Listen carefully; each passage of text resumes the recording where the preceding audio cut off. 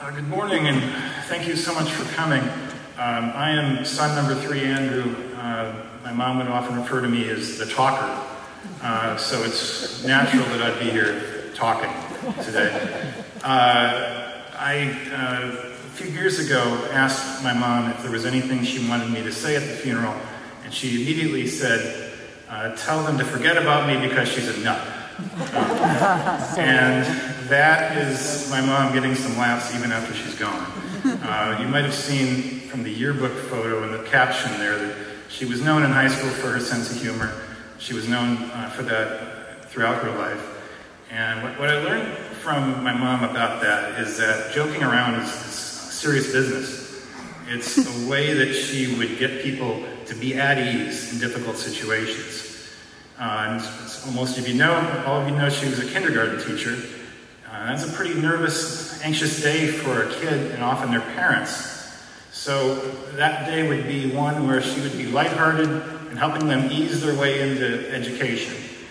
And I saw her do this throughout her life with all of her friends, her family, and in a way that I learned a lot from, because it's important to make the sort of connections, the bonds that you have with friends, co-workers and the like, and the way she did. And I'm gratified to see some of her fellow teachers are here today.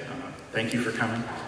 I can't sum up my mom's life in 10 minutes, but I will just recount one thing that she did, which I just thought was so amazing at 53rd Street School.